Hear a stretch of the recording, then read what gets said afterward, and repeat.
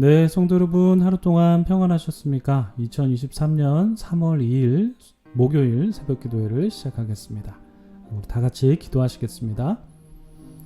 하나님 아버지 은혜를 감사드립니다. 오늘도 저희에게 새날을 허락하여 주셔서 우리가 주님께서 주신 이 호흡으로 하루를 시작할 수 있게 하여 주시니 참 감사드립니다.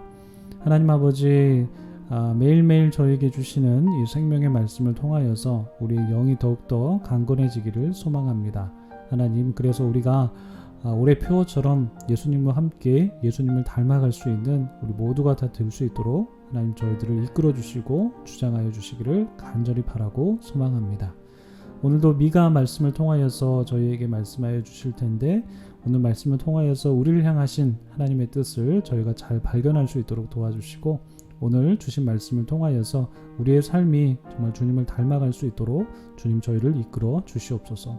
오늘도 성령께서 저희의 삶을 이끌어 가시고 주장해 가시기를 소망하오며 이 모든 말씀 우리 주 예수 그리스도의 이름으로 감사드리며 기도드립니다. 아멘. 네, 오늘 저희들에게 주신 하나님의 말씀은요, 미가 2장 1절부터 13절까지 말씀입니다. 미가서 2장 1절부터 13절까지 말씀 봉독해 드리겠습니다. 그들이 침상에서 죄를 꾀하며 악을 꾸미고 날이 밝으면 그 손에 힘이 있으므로 그것을 행하는 자는 화 있을진저. 밭들을 탐하여 빼앗고 집들을 탐하여 차지하니 그들이 남자와 그의 집과 사람과 그의 산업을 강탈하도다. 그러므로 여호와의 말씀에 내가 이 족속에게 재앙을 계획하나니 너희의 목이 이에서 벗어나지 못할 것이요 또한 교만하게 다니지 못할 것이라. 이는 재앙의 때임이라 하셨느니라. 그때에 너희를 조롱하는 시를 지으며 슬픈 노래를 불러 이르기를 우리가 온전히 망하게 되었도다. 그가 내 백성의 산업을 옮겨 내게서 떠나게 하시며 우리 밭을 나누어 패역자에게 주시는도다 하리니 그러므로 여호와의 회중에서 분깃에 줄을 댈 자가 너희 중에 하나도 없으리라. 그들이 말하기를 너희는 예언하지 말라. 이것은 예언할 것이 아니거늘 욕하는 말을 그치지 아니한다 하는도다. 너희 야곱의 족속아 어찌 이르기를 여호와의 영이 성급하시다 하겠느냐. 그의 행위가 이러하시다 하겠느냐. 나의 말이 정직하게 행하는 자에게 유익하지 아니하냐. 근래에 내 백성이 원수같이 일어나서 전쟁을 피하여 평안히 지나가는 자들의 의복에서 겉옷을 벗기며 내 백성의 부녀들을 그들의 즐거운 집에서 쫓아내고 그들의 어린 자녀들에게서 나의 영광을 영원히 빼앗는도다. 이것은 너희가 쉴 곳이 아니니 일어나 떠날지어다. 이는 그것이 이미 더러워졌음이니라. 그런즉 반드시 멸하리니 그 멸망이 크리라. 사람이 만일 허망하게 행하며 거짓말로 이르기를 내가 포도주와 독주에 대하여 내게 예언하리라 할 것 같으면 그 사람이 이 백성의 선지자가 되리로다. 야곱아, 내가 반드시 너희 무리를 다 모으며 내가 반드시 이스라엘의 남은 자를 모으고 그들을 한 초소에 두기를 보스라의 양떼같이 하며 초장의 양떼같이 하리니 사람들이 크게 떠들 것이며 길을 여는 자가 그들 앞에 올라가고 그들은 길을 열어 성문에 이르러서는 그리로 나갈 것이며 그들의 왕이 앞서가며 여호와께서는 선두로 가시리라. 아멘. 네, 참 좋으신 우리 주님의 크신 은총이 우리 토론토 한인장로교회 모든 분들에게 오늘도 충만하시기를 주님의 이름으로 축복합니다. 우리 성도님들 오늘도 좋은 하루 시작하셨습니까? 오늘도 주님 안에서 승리하시는 하루가 되시길 바랍니다. 오늘은 미가서 2장 말씀을 나누는데요. 미가서는 어제 오리엔테이션 시간을 통해서 말씀을 이미 들으셨겠지만 북이스라엘과 남유다에 대한 하나님의 그 심판과 또한 구원의 메시지가 담겨 있는 말씀입니다. 오늘 말씀에서도 이 심판의 메시지가 좀 이어져 있는데요. 특별히 오늘은 탐욕에 사로잡혀서 이웃의 것을 탐하면서 갈취하는 자들이 받게 되는 심판의 메시지가 선포가 됩니다. 오늘 말씀을 통해서 우리 안에 있는 헛된 욕망이 있다면 그것을 발견하고 그 욕망이 죄악이 될 수 있다는 점을 우리가 다시 한번 말씀을 통해서 깨달으면서 오늘 하나님께서 우리에게 주신 말씀 그 마음에 우리가 귀 기울이기를 소망합니다. 먼저 1절에서는요, 미가는 이제 남의 것을 빼앗는 자들이 그들의 침상에서 죄를 꾀하고 악을 꾸미고 날이 밝으면 그 손에 있는 힘으로 그들의 악을 행한다, 이렇게 말씀을 하고 있습니다. 제가 최근에 어떤 강의를 좀 우연히 듣게 되었는데 그 강의에서 이제 강사님이 하신 말씀 중에서요, 사람은 낮에 비해서 밤에 사람의 마음이 이제 감성적이 되는데 그 밤이 낮보다 몇 배 정도 그 감성이 자극된다, 이렇게 말씀을 하시더라고요. 그 이유가 이제 밤에는 세로토닌이라는 그 호르몬이 분비되기 이제 때문이라는 것인데, 이 세로토닌이라는 호르몬은 이제 감정 조절 그리고 인간의 욕구, 욕망에 관한 호르몬인데, 그 인간의 기본적인 욕구 플러스 이제 욕망과 이제 깊은 관련이 있는 그 호르몬이 바로 이 세로토닌이라고 합니다. 그러니까 이 세로토닌이 낮에 비해서 밤에 많이 분비가 되기 때문에 그 밤에는 이제 감성에 많이 자극이 되는데, 그래서 밤에 했던 뭐 생각이라든지 밤에 했던 행동들을 낮에 다시 한번 생각해 보면, 내가 왜 그런 생각했지? 내가 왜 그런 행동했지? 왜 그런 말 했지? 라는 그런 생각이 든다고 합니다. 그러니까 왜냐하면 그만큼 밤에는 사람이 감성에 자극돼서 낮보다 이성적인 생각을 못하기 때문이다 라는 것인데요. 그러니까 그래서 이성이 활발하게 활동하는 낮에 지난밤에 했던 생각들, 행동, 말들을 생각해 보면 가끔씩 민망한 마음을 갖게 되는 경우가 있다라는 것이죠. 그래서 이제 낮 시간이 되면 밤에 했던 생각들을 다시 정돈하고 내려놓는 작업을 해야 하는 것 같습니다. 오늘 본문 1절을 다시 한번 보시면요, 1절에 등장한 이 악한 이들이 침상에서 죄를 꾀하고 악을 꾀한다, 이렇게 기록이 되어 있는데, 이 침상이 이제 바로 밤을 의미하는 것이죠. 물론 뭐 이들이 밤에 세로토닌이 많이 분비돼서 그 호르몬 때문에 뭐 죄를 꾀하고 악을 꾀한 것으로 뭐 이렇게만 설명하기는 힘들겠지만, 그럼에도 이들이 밤 시간에 죄를 꾀하고 악을 꾀했다는 것은 그만큼 그들이 밤에 그들의 욕망이 자극받았다라는 것으로 보입니다.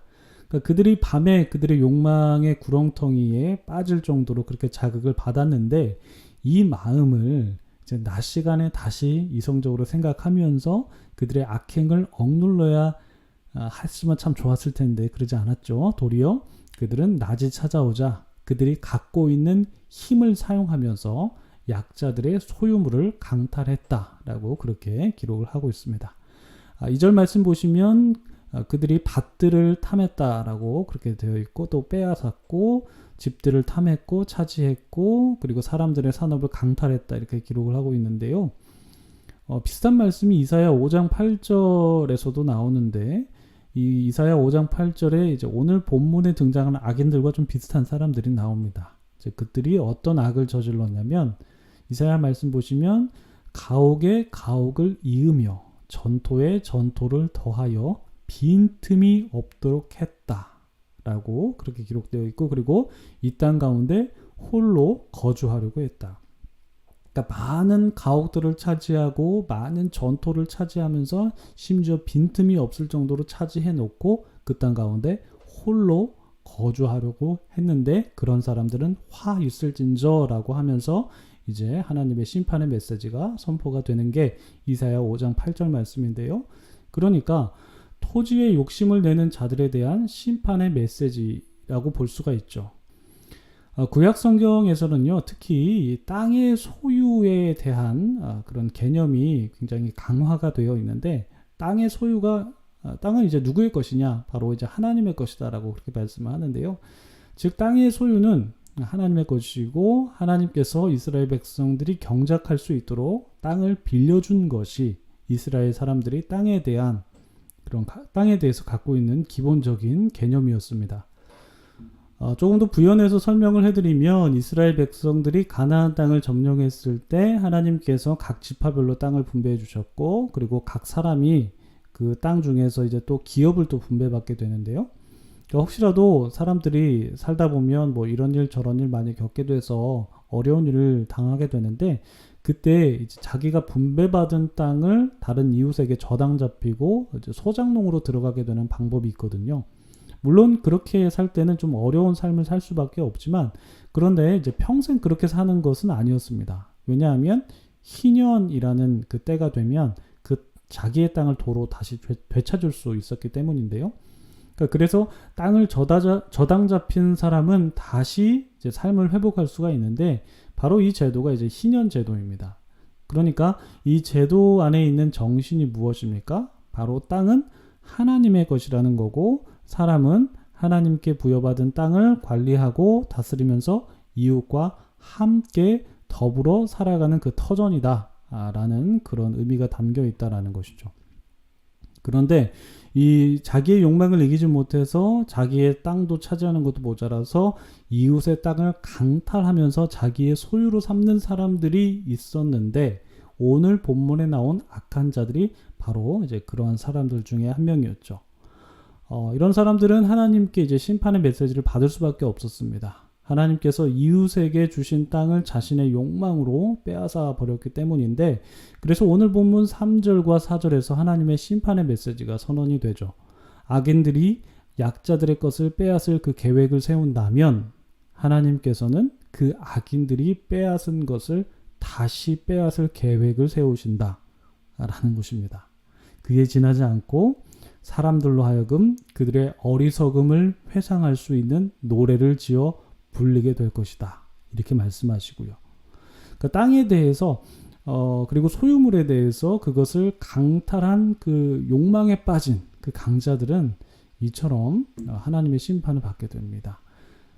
이것은 이제 10계명 중에 10번째 계명을 어긴 것과도 맞닿아 있습니다. 10째 계명이 무엇입니까? 내 이웃의 집을 탐내지 말고 내 이웃의 아내나 남종이나 그 여종이나 소나 낙이나 소유를 탐내지 말라라는 것이었는데, 강자들은 이렇게 10번째 계명을 어기면서 약자들의 것을 다 빼앗은 셈이 된 것이죠. 이렇게 탐심에 대해서 유대인 신학자 중에 아브라함 헤셀이라는 그 신학자가 있습니다. 그 아브라함 헤셀이라는 신학자가 쓴 안식이라는 책이 있는데요. 우리 교회 도서관에도 보니까 그 안식이라는 책이 있더라고요. 그 안식이라는 책을 보시면요, 이런 문구가 있습니다. 어떤 말을 했냐면, 그 유다이즘은 공간 속에 있는 사물을 탐내지 말고 시간 속에 있는 것을 탐내라고 가르친다. 그러니까 유대교가 공간에 있는 사물, 우리가 보이는 어떤 그런 물질적인 사물 이런 걸 탐내지 말고 이제 시간을 탐내라고 가르친다는 겁니다. 그러니까 한 주 내내 7째 날을 탐내라고 가르친다, 이렇게 적혀 있어요. 하나님도 그날을 탐내셨다. 하나님은 그날을 일컬어 햄다트 야밈, 곧 탐나는 날이라고 부르셨다. 이렇게 아브라함 헤셀이라는 자가 안식이라는 책에 이런 문구를 남겼는데, 그러니까 무슨 말씀입니까? 즉 유대교는 공간에 있는 사물, 곧 땅이나 이웃의 소유 같은 것들을 탐내지 말고 시간을 탐내야 된다라고 가르쳤다라는 것입니다. 다시 말해서 7째 날, 곧 안식일을 탐내라, 이렇게 가르쳤는데, 왜냐하면 하나님께서도 그날을 탐내셨기 때문이라는 거예요. 그러니까 하나님께서 그날을 탐내셨다라는 표현이, 우리 어감에는 이 탐낸다는 표현이 좀 부정적일 수 있는데, 그만큼 하나님께서 안식일을 굉장히 소중하게 여기셨고 귀하게 여기셨다라는 의미죠. 그래서 우리들도 그날을 소중하게 여기면서 지켜야 한다라는 그런 의미에서 이런 말을 남긴 것입니다. 그러니까 유대인들에게는 안식일이 이제 바로 그날이겠지만, 우리에게는 바로 주일이 바로 그날이죠. 그러니까 이 말을 우리에게 적용해 본다면 어떻게 되겠습니까? 우리도 이 세상 속에 있는 소유물들을 탐내지 말고 시간을 탐내라. 주일이라는 그 시간을 탐내라 라는 것이죠. 그 은혜의 시간을 탐내라 라는 것입니다. 사물을 탐내는 것이 아니라 시간을 탐내면서 그 시간 속에 있는 가치들을 소유해라 라는 것입니다. 그런데 만약 사물을 탐내게 된다면, 그리고 그 욕망의 정도가 굉장히 지나친다면, 지나쳐서 이웃의 것을 강탈하는 데까지 이르게 된다면 하나님께서 반드시 심판하신다라는 것이 오늘 본문의 메시지입니다. 그러니까 탐심에 사로잡힌 자들을 하나님께서 멸망시키실 것이고, 그 예언자들의 예언을 막는 그런 악인들 멸망시키실 것이고 약하고 무고한 자들의 것을 빼앗는 자들 반드시 심판하실 것이다 라고 말씀을 하십니다. 그리고 하나님께서 그들 가운데 헛된 선지자를 세울 것이다 이렇게까지 말씀을 하십니다. 이렇게 하나님께서는 탐욕에 빠진 자들을 심판하시고 그 후에 이스라엘을 회복하실 것이라는 말씀을 해주시는데요. 이스라엘이 비록 탐욕에 빠진 자들로 인해서 아픔을 겪기는 했지만 하나님께서 다시 그들에게 회복의 은총을 더해 주셔서 하나님께서 흩어진 이스라엘 백성들 다시 다 모아주시고 또한 그들을 푸르른 초원에 있는 양떼와 같이 아주 평안하고 풍성하게 해주실 것을 약속해 주십니다. 아멘이시죠? 게다가 하나님께서 앞서가시면서 직접 백성들을 이끌어 가주신다고도 말씀해 주십니다. 비록 이스라엘 백성들이 그 아픔의 시기가 분명히 있었습니다만 하나님께서 악인들을 반드시 물리치시고 또한 백성들을 구원해 주시는 은총을 반드시 베풀어 주신다 이렇게 말씀을 해 주십니다. 여러분 우리의 인생도 마찬가지인 것 같아요. 때로는 내가 욕망의 구렁텅이에 빠져서 힘든 삶을 살기도 하고 혹은 누군가의 욕심 때문에 우리도 힘든 삶을 살기도 하죠. 골로새서에서는 이제 탐심은 곧 우상 숭배다 이렇게 말씀을 하였는데요. 그 만몬이 다스리는 이 세상을 우리가 지금 살아가고 있는데 그러니까 우리의 욕심을 이 세상 속에서 덜어내는 것이 참 힘든 일일 수도 있을 것 같습니다. 유혹이 너무나 많으니까요. 그렇지만 우리가 기억하고자 하는 것은 그 욕심이 자라서 죄를 낳고 죄가 자라서 사망을 낳는다는 그 야고보서의 말씀 우리가 잘 기억하기를 원하고 내 안에 있는 욕망을 말씀으로 조명해보고 혹은 이웃의 것을 탐내는 마음이 혹은 나에게 있지는 않은지 그것이 뭐 소유이든 아니면 어떤 뭐든지 간에 그것이 없는지 나의 마음을 말씀에 이제 비춰보면서 우리의 마음을 온전히 하나님의 뜻에 맞추는 우리의 삶이 되기를 소망합니다. 오늘 주신 말씀 우리가 다시 한번 기억하면서 각자의 마음을 반성해 보시면서요. 욕망을 부추기는 이 세상 속에서 어떻게 우리의 마음을 다스리고 또한 이웃을 섬기면서 살아가야 되는지 함께 고민하면서 기도하는 시간 갖도록 하겠습니다. 함께 기도하시겠습니다.